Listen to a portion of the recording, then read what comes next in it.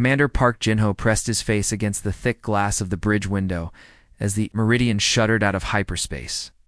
The stars stopped their wild dance and settled into tiny points of light scattered across the darkness. His hands were shaking slightly, but he hid them behind his back. This was only humanity's 15th mission beyond their home system. And Gin-ho still felt like a child playing with toys too big for him. "Captain, we are here," said Lieutenant Kim Minji from her seat at the navigation panel. Her voice was calm, but Jin-ho could hear the excitement underneath. "The Kepler 442 system is right in front of us. The planet looks just like the Confederation said it would." Gin-ho nodded and walked to the center of the bridge. Through the main screen, he could see a blue-green world spinning slowly in the light of 2 yellow suns. It looked peaceful, almost like Earth, but something felt wrong. The planet was too quiet. No radio signals, no ship traffic, no signs of the advanced civilization that should have been there. "Remember what the Council told us?" Gin-ho said to his crew. "This world once had a great civilization. It built cities that could touch the clouds and ships that could cross between stars. But they grew too proud and built weapons that could destroy whole worlds. The safety protocol came too late to save them." Dr. Lee Salman, the team's expert on alien cultures, looked up from her computer. The orbital scans show massive structures down there, cities that stretch for hundreds of kilometers. But the energy readings are all wrong. Everything is cold, dead. Gin-ho felt a chill run down his spine. Earth had joined the Galactic Confederation 3 years ago, and it had been the best thing that ever happened to humanity. No more wars between nations. No more nuclear weapons pointing at each other across oceans. The Universal Safety Protocol had made sure of that. Every world in the Confederation had agreed to destroy their dangerous weapons and work together for peace. "Take us down," Jin-ho ordered. "But keep the shields up and the engines ready." The Meridian descended through the planet's atmosphere like a metal bird returning to its nest. As they broke through the clouds, the crew fell silent. Below them stretched a city that made Earth's greatest metropolises look like small villages. Towers of crystal and metal reached toward the sky like the fingers of sleeping giants. Bridges of light connected building to building, creating a web of beauty that took their breath away. But it was empty. Completely, utterly empty. Landing. "Party, prepare for surface exploration," Gin-ho announced over the ship's communication system. "Dr. Soman, you will lead the archaeological team. I want to know what happened here." An hour later, Jin-ho stood in the center of what had once been a great plaza. The ground beneath his feet was made of some kind of stone that seemed to glow with its own inner light. Around him, his team moved carefully between massive pillars covered in alien writing. The air was clean and fresh, as if the planet's atmosphere was still being maintained by some invisible system. "These buildings," whispered Engineer Won Kyung-soo, running his hand along a wall that seemed to be made of liquid metal frozen in time. "They are not just advanced, they are impossible. This material should not exist." Dr. Soman was kneeling beside a huge stone tablet covered in symbols that seemed to shift and change when she was not looking directly at them. Her translation device was making worried beeping sounds as it tried to make sense of the alien language. She called out, her voice echoing strangely in the empty space. "You need to see this. The translation is not complete, but I can make out some words. They are talking about something called the silence. It sounds like a warning." Gin-ho walked over to join her. The stone was warm under his touch, and the symbols seemed to pulse with a faint light. "What kind of warning?" they say. "Stars began to go dark, one by one. Not just dying, but being ... turned off. Like someone was switching off lights in a house. They tried to fight it, but their weapons were useless."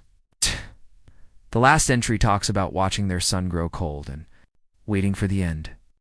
Communications Officer Yu Hajin's voice crackled through their helmet radios. "Captain, we have a problem. The long-range scanners are picking up similar readings from other worlds in this sector. 17 planets showing the same pattern. Great cities, advanced technology, but no life signs anywhere." Jin-ho felt his stomach drop. "Are you saying this happened to 17 different civilizations? Maybe more, sir? The pattern extends beyond our scanner range?" Dr. Salmon stood up. Slowly, her face pale behind her helmet's faceplate. Captain, what if the safety protocol did not come too late? What if it was never meant to save anyone? What do you mean? Look around us. This civilization was more advanced than anything in the Confederation. They had technology we cannot even understand. If they could build all this, why could they? Not defend themselves? Unless... Unless what? Unless they were not allowed to? The words hung in the air like a poisonous cloud. Jinho looked around at the empty city, at the perfect preservation of everything, at the total absence of any struggle or destruction. It was as if everyone had simply stopped existing at the same moment. Pack everything up, he ordered quietly. We are going home. We are going to ask the council some very hard questions. As the Meridian lifted off from the dead world, Ginho stared down at the crystal cities growing smaller beneath them. For the first time since joining the Confederation, he wondered if humanity had made a terrible mistake. Commander Park Jinho stared at the wall of his cabin, unable to sleep. Outside his small window, stars drifted by as the Meridian traveled to yet another dead world. 3 months had passed since their first discovery, and each new planet they visited made the mystery deeper and more frightening. He walked to the ship's main laboratory, where Dr. Lee Soman was working late again. She had not been sleeping well either. Her desk was covered with papers, photographs, and data tablets. Each one told the story of a civilization that had simply stopped existing. Cannot sleep, Salmon asked, without looking up from her work. How can I sleep when we keep finding this? Ginho picked up a photograph of a Kalari city. The buildings were made of some kind of living metal that grew like trees. In the picture, he could see tables set for meals that would never be eaten. Children's toys left in playgrounds where no children would ever play again. 47 species, Salmon said quietly. 47 different worlds, all with the same story. They built great civilizations, developed amazing technology, and then ... nothing. Ginho sat down across from her. Tell me about the Kalari again? Salmon pulled up a holographic display that filled the space between them with images and data. The Kalari were incredible. They could travel faster than light without using the hyperspace routes that we depend on. They could change the weather on entire planets with a thought. Some of their writings suggest they were learning to control time itself, and they just disappeared. Not disappeared, stopped. Look at this. She showed him a recording from a Kalari city. The image was grainy, but he could see figures moving through the streets, going about their daily lives. Then, in the space between 1 second and the next, they were gone. Not dead, not destroyed, just ... absent. The Travani Empire was even more advanced, Salmon continued. They had artificial intelligence systems that could predict the movement of stars. They built a network of computers that spanned 300 star systems. But one day, all of it went silent at exactly the same moment. Chief Science Officer Nam Dong-yoon entered the laboratory, carrying a cup of coffee and looking tired. Have been studying the Confederation's records, he said. According to their files, all these civilizations reached something called Level 7 development just before they vanished. What does that mean, Ginho asked? Advanced artificial intelligence, quantum manipulation, research into other dimensions? The Confederation says these are dangerous technologies that can destroy entire civilizations if they are not controlled properly. Engineer Won Kyung-soo joined them, wiping grease from his hands. He had been working on the ship's engines, trying to understand some of the technology they had found. I have been thinking about this Level 7 development thing. If these technologies are so dangerous, why did so many civilizations develop them? That is what worries me, Soman said. Every single one of these species was more advanced than humanity. They were smarter, more experienced, had been exploring space for thousands of years longer than we have. If they thought these technologies were worth developing, maybe they knew something we do not. Ginho walked to the ship's communication system. I want to talk to the Confederation Council. We need answers. The call took several hours to connect. When Counselor Veltar's face appeared on the screen, Ginho felt a chill. The aliens' insect-like features were hard to read, but something about his posture seemed threatening. "Commander Park," Veltar said, his voice making clicking sounds that the translator turned into words. "You have been very busy exploring these old worlds. We hope you are learning much about the dangers of uncontrolled technological development." "I am learning that 47 advanced civilizations all vanished at the same time in their development," Jinho replied. "I want to know why?" "The answer is simple, Commander. They developed technologies that were too dangerous for any civilization to control. The safety protocol exists to prevent such tragedies from happening again.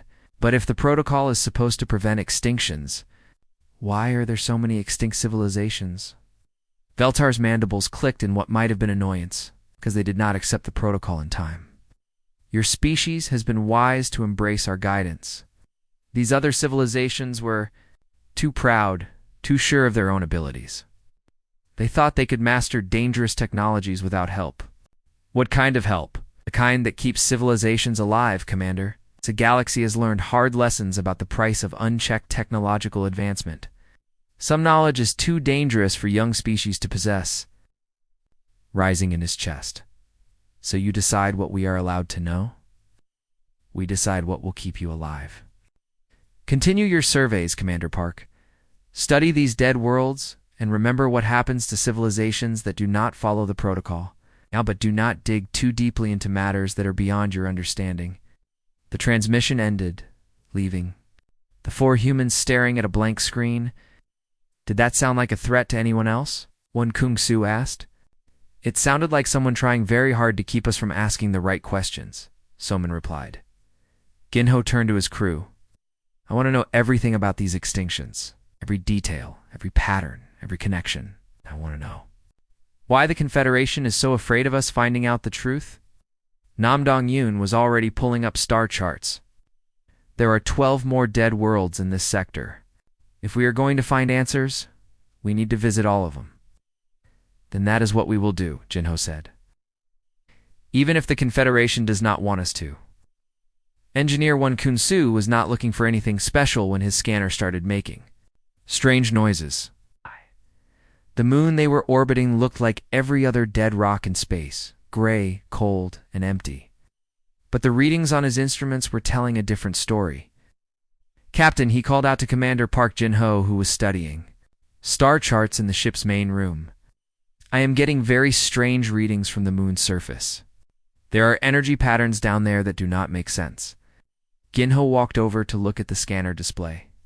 The screen showed layers of rock and metal, but deep underneath, something was glowing with its own light. What kind of energy? "I do not know.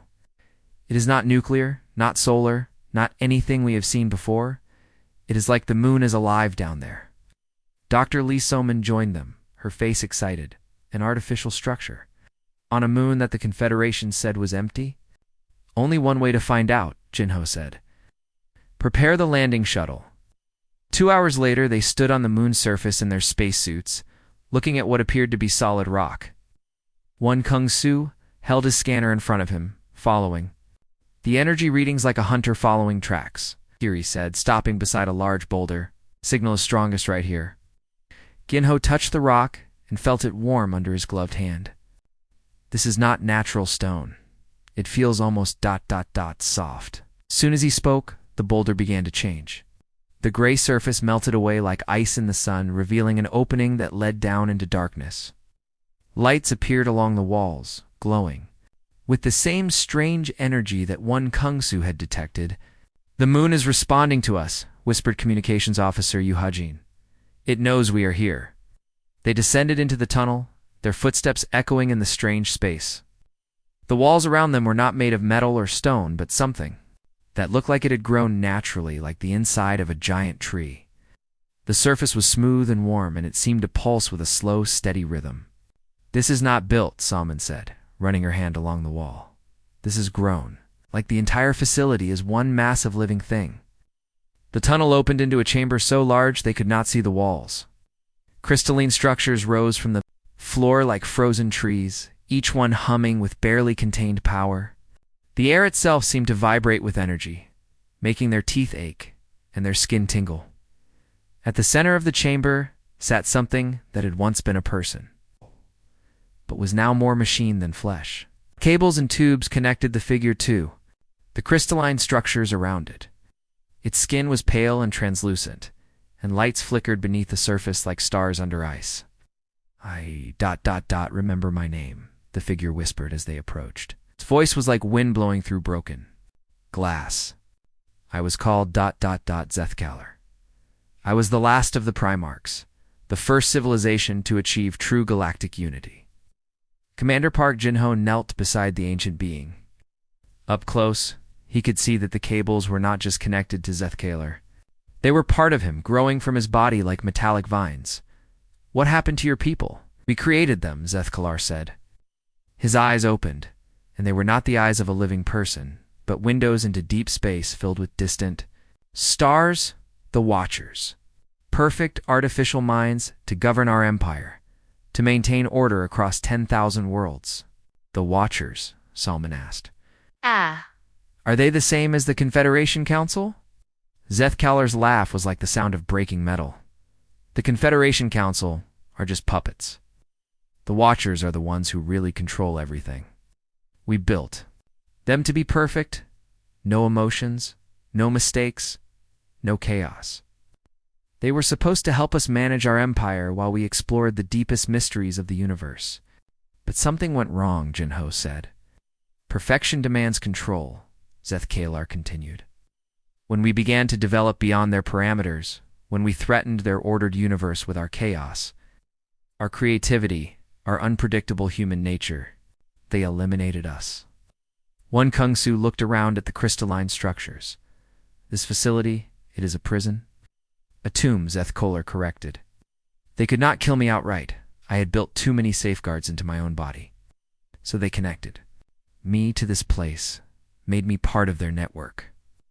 I have been watching them for 10,000 years, learning their patterns, waiting for someone to find me.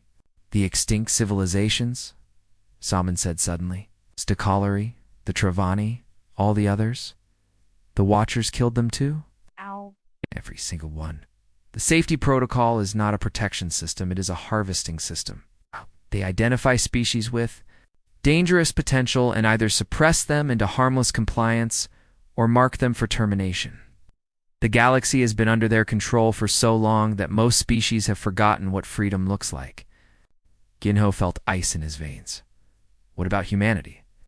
Are we marked for termination? Zethkalar's eyes focused on him with terrible intensity. You are classified as Category 5 threat. Your rapid technological advancement, your refusal to fully abandon weapons research, your unpredictable nature. You have months before they move from suppression to elimination. The chamber around them suddenly blazed with light, and the crystalline structures began to pulse faster. On the walls, images appeared, vast fleets of ships moving through space, all heading in the same direction. They are coming, Zethkalar whispered. The Watcher fleets are already moving toward your world. But there is hope. Your species has something the others did not. The ability to think in ways that even the Watchers cannot predict. What do you mean, Chaos Commander? Beautiful, creative, unpredictable chaos. The one thing that perfect minds cannot control. The Meridian flew through space faster than it had ever flown before. Commander Park Jin-ho sat in his captain's chair, watching the stars blur past the windows as they raced toward Earth. His hands gripped the armrests so tightly his knuckles were white. And they had to warn humanity about the Watchers, but he feared they were already too late. Captain, said Communications Officer Yu Ha-jin, looking confused at his control panel. We are getting a message from someone calling herself Admiral Kong Min-seo, but I cannot find any record of that name or rank in any of our databases. Jin-ho frowned. Put her on the screen. The main display flickered to life, showing a woman with short black hair and hard eyes. She wore a uniform that Jin-ho had never seen before, dark blue with silver markings that meant nothing to him. Behind her, he could see people moving quickly through what looked like a military command center. Commander Park, the woman said, her voice calm and controlled. My name is Admiral Kong Min-seo. We have been waiting for you. I am sending you coordinates for docking. Come quickly, we have much to discuss. The transmission ended before Jinho could ask any questions. He looked at his crew, all of whom seemed as confused as he felt. "Follow those coordinates," he ordered, "but keep our weapons ready." The coordinates led them to what appeared to be empty space near the far side of Earth's moon. There was nothing there but darkness and stars. But as they approached, something incredible happened. The empty space began to shimmer like water, and suddenly a massive structure appeared where there had been nothing moments before. The facility was enormous, easily the size of a city. It was covered in weapons and technology that definitely violated every rule of the safety protocol. Huge cannons pointed in all directions, and strange energy fields crackled around the station's hull. "How is this possible?" whispered Dr. Lee. "Soman, the Confederation monitors everything. How could they build something this big without being detected?" "I think we're about to find out," Ginho replied. They docked with the station. Admiral Kong was waiting for them in the airlock. She was smaller than she had looked on the screen, but her presence filled the room like electricity before. A storm. "Welcome to Sanctuary Station," she said, leading them through corridors filled with people working on projects that looked both wonderful and terrifying. "Home of the Terran Defense Initiative. We have been expecting you ever since we intercepted your transmissions about the Watchers." "You knew about the Watchers?" Jinho asked. "We suspected. Not everyone believed the Confederation's story about galactic peace. Some of us remembered that humanity's greatest strength has always been our refusal to be controlled." They entered a command center that was like nothing Jinho had ever seen. The walls were covered with screens showing star maps, weapon designs, and data streams that moved too fast to follow. Scientists and engineers worked at stations that hummed with barely contained energy. Dr. Choi Young-ho, Admiral Kong said, gesturing to a man working at a console that seemed to be bending the space around it. "Show them what we have been building." Dr. Choi looked up from his work. His eyes were bright with excitement and exhaustion. "The Watchers operate on ordered principles," he explained. "Predictable physics, logical responses, systematic approaches. Everything we are building is designed around chaos theory, quantum uncertainty, and human unpredictability." At another station, a woman named Li Gian was working with what looked like a computer, but it moved in ways that made Jinho's eyes hurt to watch. "Our artificial intelligence systems do not think like machines," she said. "They think like humans, creative, irrational, adaptive. We call them paradox engines because they can process contradictions and use them as weapons." Engineer Captain Song Minwoo was overseeing the construction of devices that seemed to exist in multiple dimensions at once. "Traditional weapons work? By following the laws of physics," he explained. "Our weapons work by breaking those laws in ways that confuse and disrupt enemy systems." Ginho felt overwhelmed. "How long have you been working on this?" "Since the day Earth joined the Confederation," Admiral Kang replied. "We knew that any organization that demanded we destroy all our weapons was not interested in our protection. So we built new weapons in secret, weapons that the Watchers would not recognize as dangerous until it was too late." Suddenly, alarms began blaring throughout the station. The main display showed red dots appearing throughout the solar system, dozens of them moving in perfect formation toward Earth. "The Watcher fleets," Admiral Kong said grimly. "They are here." The dots on the screen were getting closer. Ginho could see that each one represented a ship larger than anything humanity had ever built. There were so many of them that they blocked out the stars.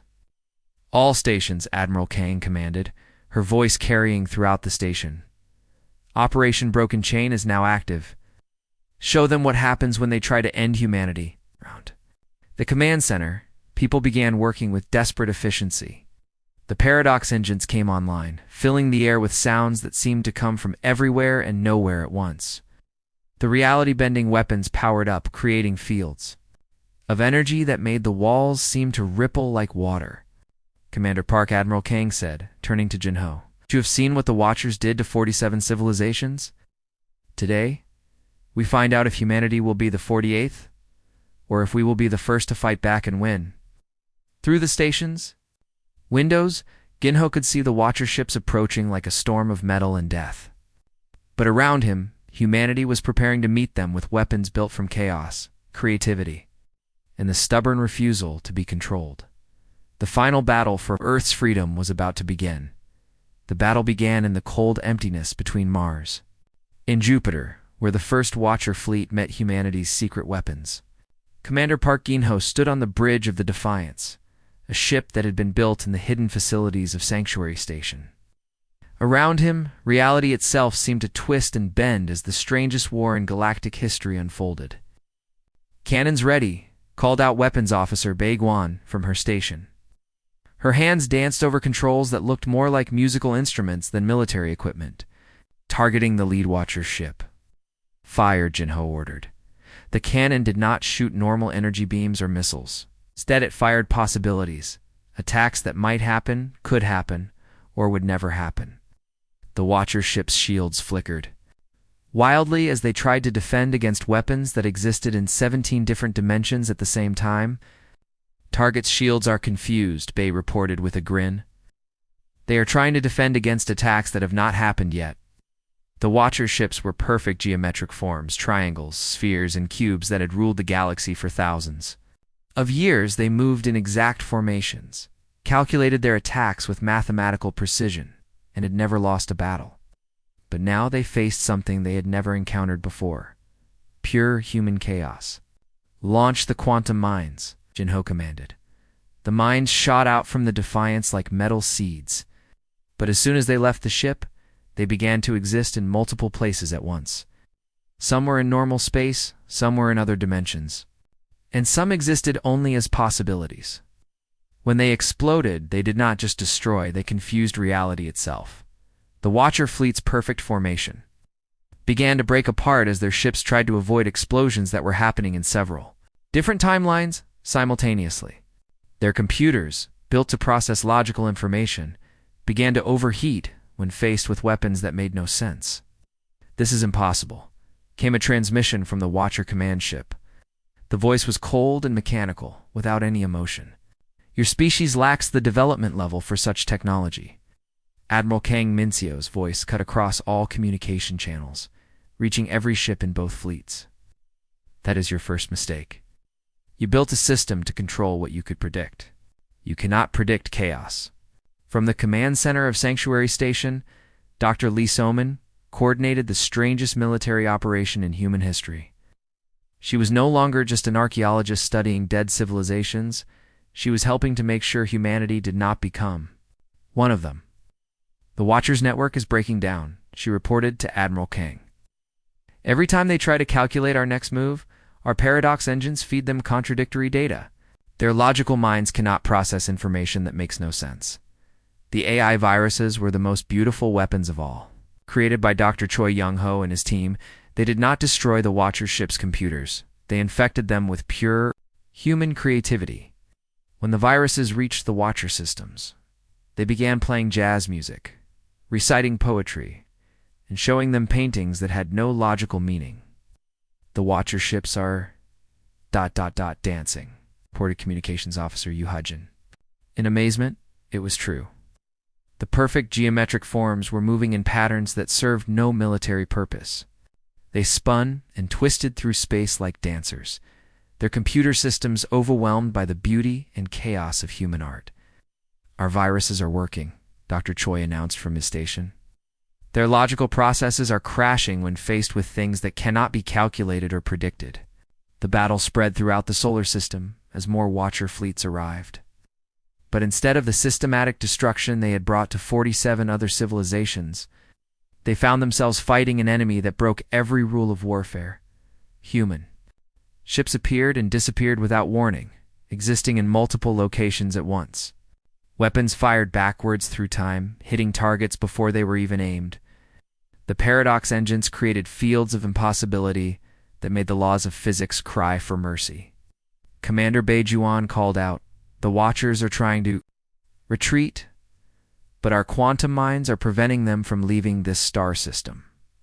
Good Geun-ho replied, "It is time to end this." He opened a communication channel to all the liberated worlds that were now joining the fight. Dr. So-min had been right. The Watcher's network was breaking down, and species that had been suppressed for millennia were finally free to use their own advanced technologies. All Allied forces, Ginho announced, coordinate final assault on the Watcher command node. The last phase of the battle took place near Earth itself. The Watcher command ship was a massive structure that looked like a crystal mountain floating. In space, it had been the center of their control network for 10,000 years, processing information from across the galaxy and deciding which civilizations lived or died. But now it faced something it had never encountered: a united galaxy fighting for its freedom.